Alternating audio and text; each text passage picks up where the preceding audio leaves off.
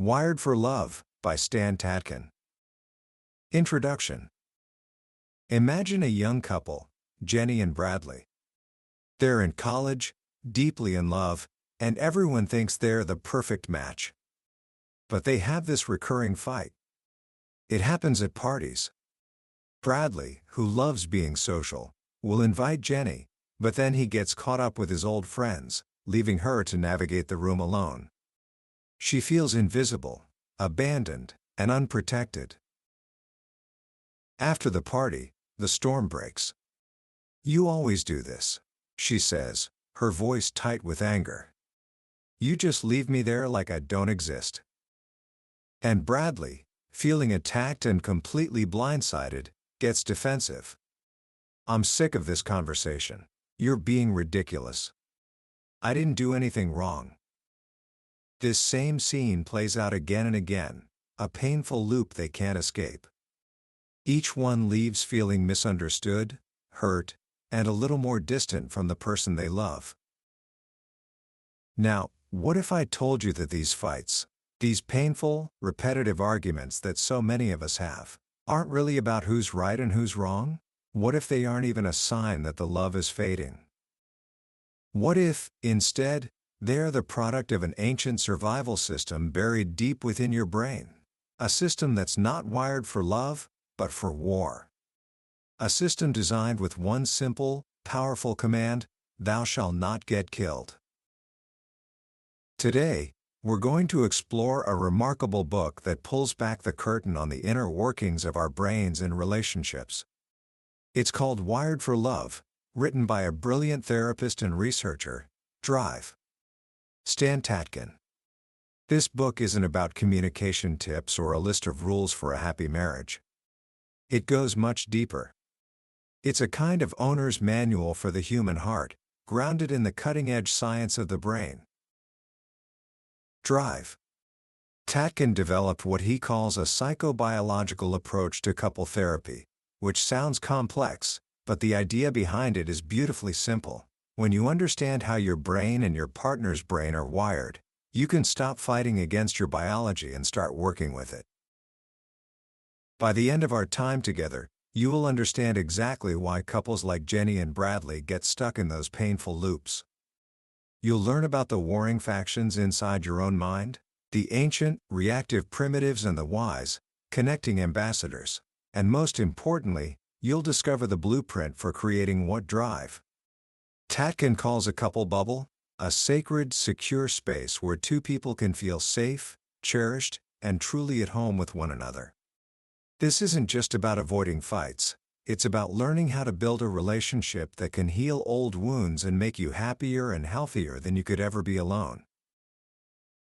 Book summary. To really understand the journey this book takes us on, we have to start with a fundamental, and perhaps slightly unsettling truth. From a biological standpoint, your brain is not primarily designed to make you happy in a relationship. Its number one job, which it has been perfecting for millennia, is to keep you alive. It's a survival machine, and its motto is brutally efficient: shoot first, ask questions later. Think about it. If you're standing on a train track and you see a train hurtling toward you, your brain doesn't stop to wonder about the train's final destination or how many passengers are on board. It screams danger, and you jump out of the way. That instinct is what has kept our species going. But here's the problem: that same life-saving system doesn't know the difference between a speeding train and a subtle shift in your partner's tone of voice. It sees a potential threat, and it reacts.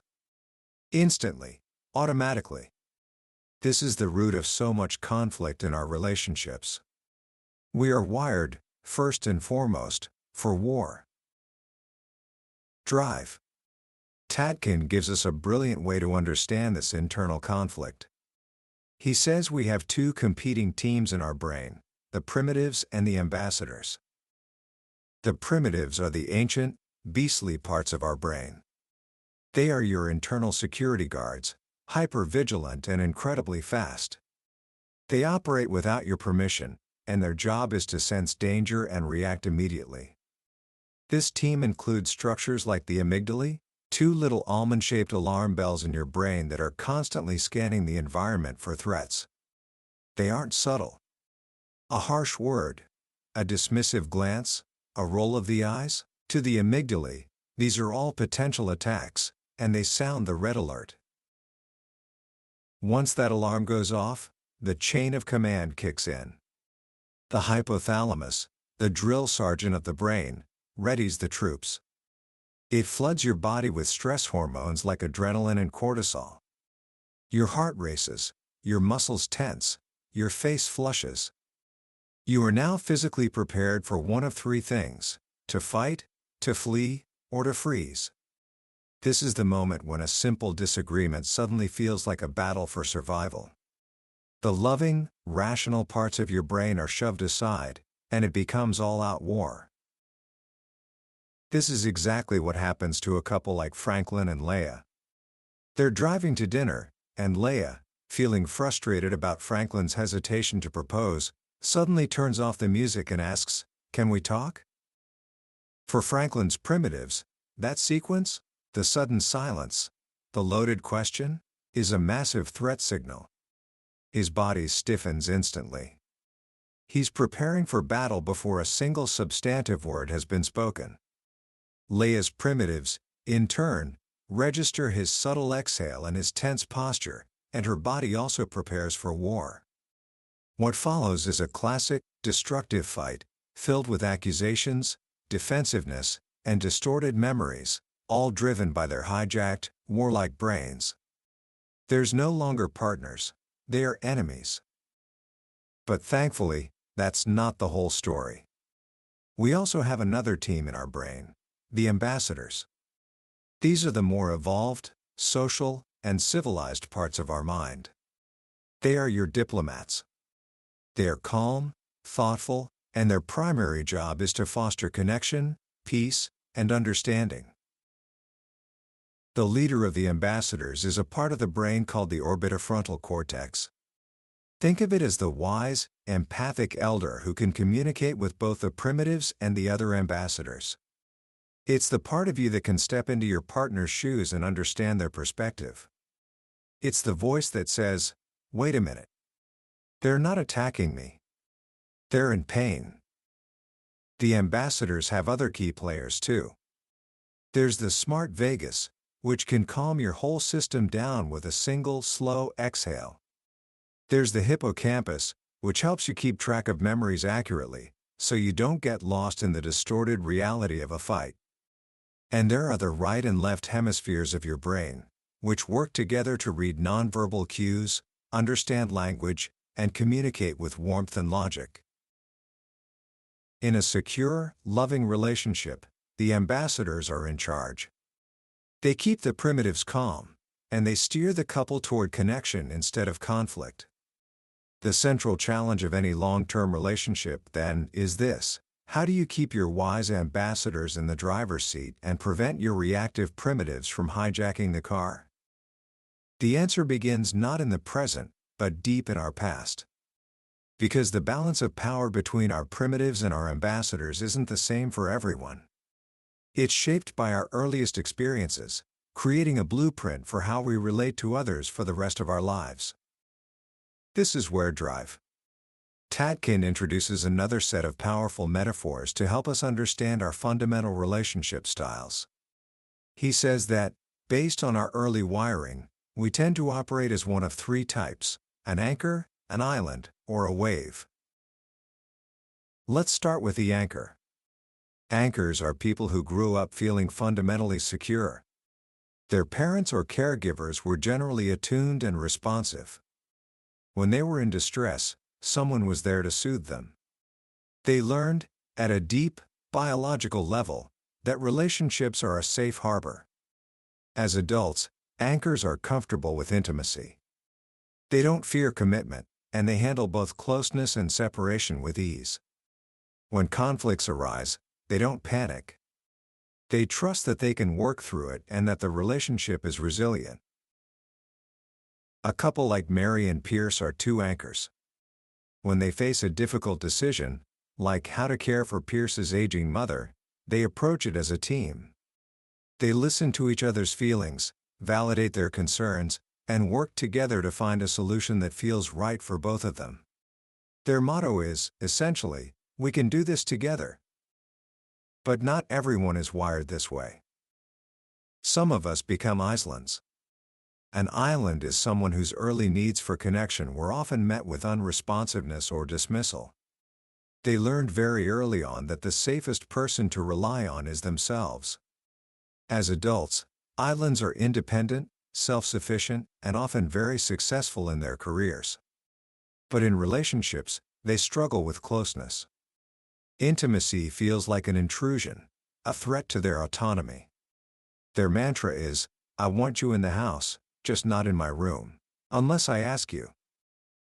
Chiana is a classic island. She loves her husband, Carlos, but she needs a lot of personal space. When she's on a work deadline and he interrupts her, she reacts with sharp anger. To him, it feels like a rejection. To her, it feels like he's trying to control her. She doesn't realize that her intense need for solitude is not just a preference, it's a deep-seated adaptation to a childhood where she was often left to her own devices. Then there is the wave. A wave is someone who experienced inconsistent caregiving as a child. Sometimes their caregiver was available and loving, but other times they were preoccupied, anxious, or dismissive. This creates a deep ambivalence about relationships. Waves crave intimacy desperately, but they are also terrified of being abandoned or rejected. This leads to a push-pull dynamic. They rush toward their partner, seeking reassurance, and then quickly pull back, anticipating disappointment. Their mantra is, I can't do it with or without you. Jaden is a wave. He misses his wife, Kaylee, intensely during the day and can't wait to connect with her when he gets home. But the moment he walks in the door, a wave of anger and anxiety washes over him. He perceives her as distant, even if she's not, and he starts a fight to test her love, to get a reaction, to feel something. He's so afraid of being rejected that he preemptively pushes her away, creating the very distance he fears. Hearing about these styles might feel a little discouraging, as if you're locked into a pattern you can't change.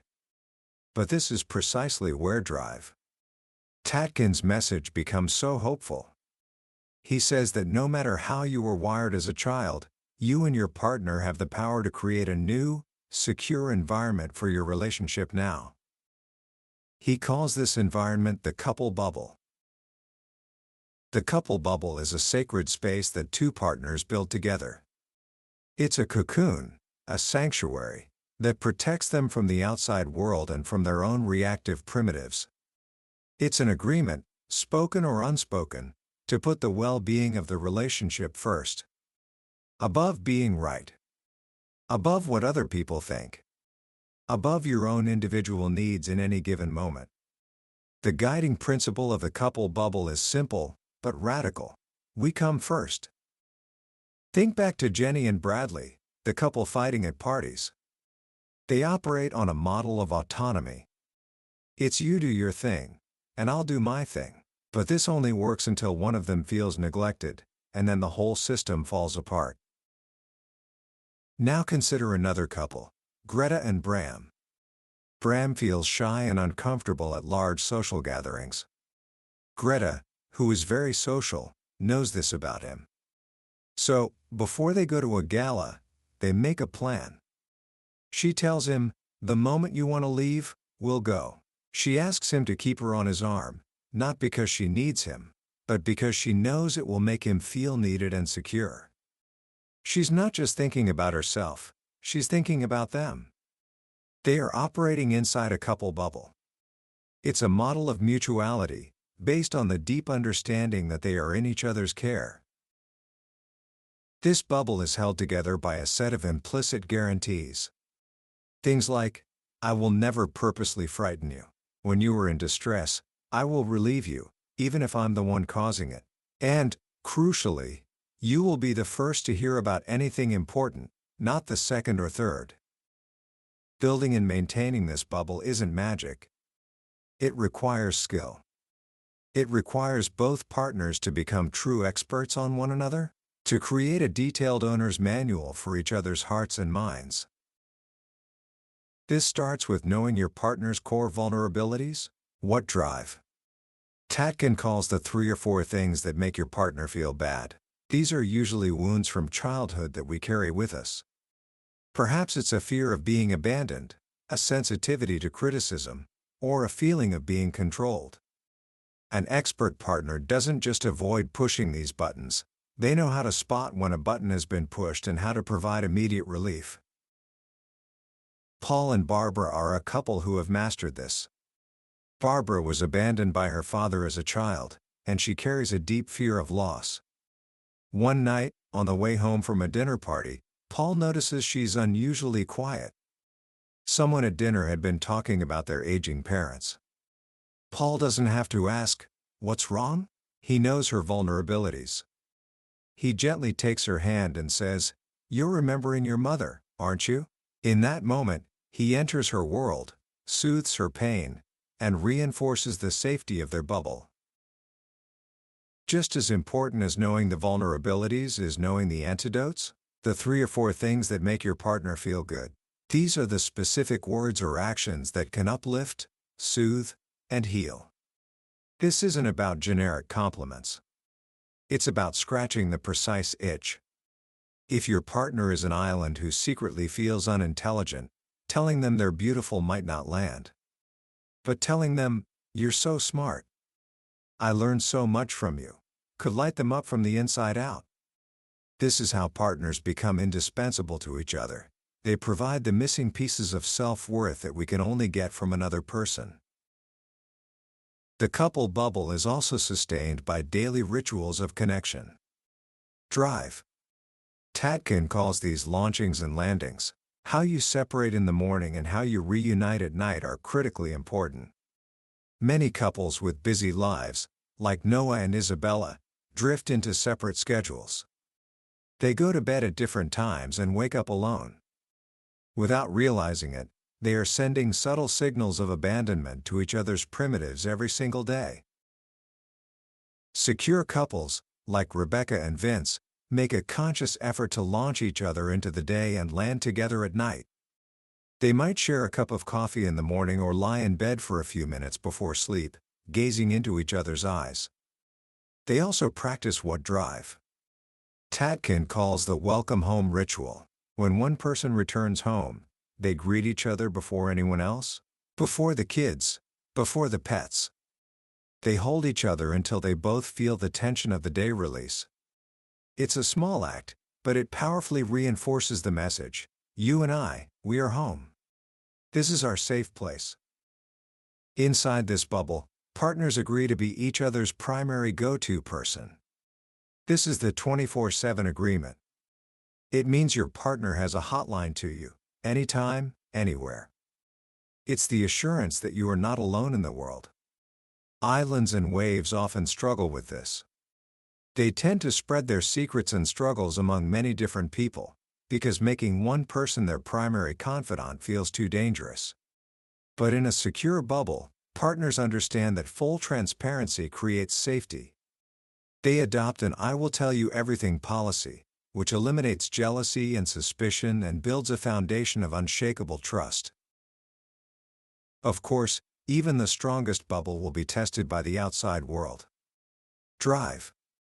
Tatkin refers to anything that competes for a couple's attention as a third. This can be in-laws, children, work, hobbies, or even addictions. The key is not to eliminate thirds, but to learn how to include them without making your partner feel like a third wheel. When Suzanne and Klaus deal with her father, Suzanne often sides with her dad, leaving Klaus feeling marginalized and devalued. She breaks the bubble by forming an alliance with a third. In contrast, Perry and Landa approach difficult family gatherings as a team. They plan ahead, sit together, and use secret signals to check in with each other.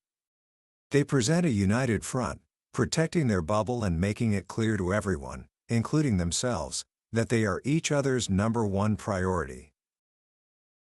This brings us to one of the most counterintuitive and powerful ideas in the book: Learning to fight well.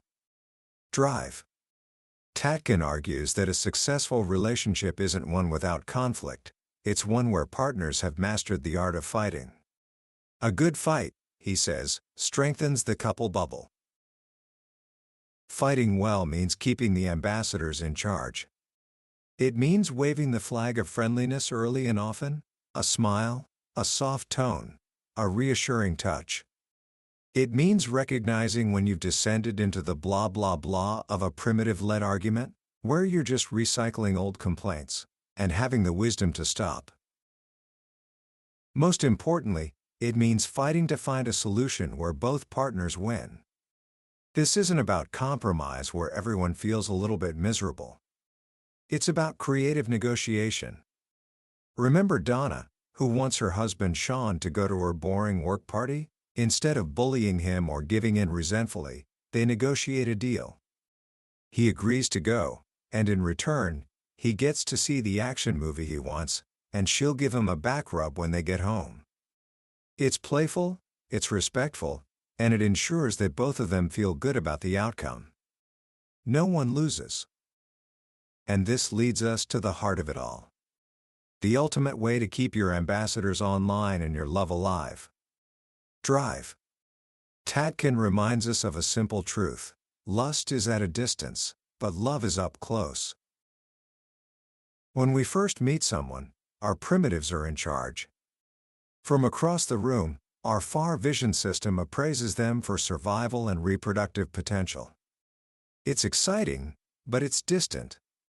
But real love, the deep, secure connection we all yearn for, happens in close proximity. It happens when our near senses, touch, smell, and especially our close-up vision, are engaged. It happens through the eyes. When you gaze into your partner's eyes from 2 feet away, you are witnessing the live, real-time play of their nervous system. You can see their soul. You see the subtle shifts of emotion, the flicker of life that is uniquely them. In that close-up space, it's impossible to hold on to a static, boring idea of who your partner is. You are reminded of their beautiful complexity, their endless novelty. This is how you rekindle love, not just once, but over and over again, for a lifetime. You meet each other again for the first time. And this brings us to the final, profound promise of this book. A relationship built on these principles doesn't just make you happier. It can literally heal you. Scientists talk about something called allostatic load. It's the cumulative wear and tear that stress puts on your body over a lifetime. An insecure, threatening relationship is a source of chronic stress. It increases your allostatic load and makes you more vulnerable to illnesses like heart disease, diabetes, and autoimmune disorders. But a secure couple bubble does the opposite. It becomes a sanctuary that lowers your allostatic load. Your partner becomes your best antidepressant and your most powerful anti-anxiety agent. The simple act of a long hug, the feeling of being held, the safety of knowing someone has your back, these things have measurable, positive effects on your biology. They regulate your nervous system, boost your immune system, and promote healing. In the end, drive. Tatkin's message is that we are hurt by people, but we can only be healed by people. By learning to understand our own wiring and our partners, by making a conscious choice to put our relationship first, and by building a safe and loving bubble together, we don't just create a better partnership. We create a happier, healthier, and more deeply satisfying life. We learn to be wired for love. Commentary. As we step back and reflect on Wired for Love, what really stays with me is the sheer power and elegance of its core metaphors. The couple bubble, the primitives versus ambassadors, the anchor, island, and wave. These aren't just clever labels, they are incredibly practical tools for understanding the complex dance of a relationship. They give us a language for things we've all felt but couldn't name. The most revolutionary idea in this book, I believe, is how it shifts the conversation away from blame. For centuries, when relationships struggled, we looked for a villain. We'd say, he's too selfish, or she's too needy. Drive. Tatkin gently pushes all of that aside and says, look deeper. Look at the biology. He shows us that so much of our conflict isn't a result of character flaws, but of ancient, automatic survival instincts kicking in. Your partner isn't trying to hurt you. Their primitives are trying to protect them from a perceived threat. Seeing it this way changes everything. It replaces anger with compassion, and judgment with curiosity. This book is a profound reminder that a great relationship is not something you find, it is something you consciously and deliberately build. It requires skill, effort, and a willingness to become a true student of another human being. It's not about finding a perfect person who never pushes your buttons. It's about creating a partnership so secure that when your buttons do get pushed, you both know how to soothe the hurt and come back to each other, stronger than before. So, how can you start applying these powerful ideas right now, today? Here are 3 simple actions you can take. First, have a conversation with your partner about the 3 relationship styles. Gently and without judgment, ask each other, do we tend to be an anchor, an island, or a wave? Just having this shared language is the first step. It allows you to say, I think my island is showing up right now, instead of just shutting down. It's a shortcut to understanding. Second, create one small ritual of connection. You don't have to overhaul your entire life overnight. Start with a welcome home ritual. The next time you or your partner walks in the door, make it a point to stop everything else for just 30 seconds. Put down your phone, turn away from the screen, and greet each other with a real hug and sustained eye contact. Feel the stress of the day melt away in that brief moment of reconnection. It's a tiny investment with an enormous return. And third, the next time you feel a disagreement starting to heat up, be the one to wave the flag of friendliness. Before the primitives take over, just pause. Take a deep breath, that's your smart vagus kicking in, and say something that reinforces your team dynamic. Something as simple as, hey, I can feel us starting to get into a bad place.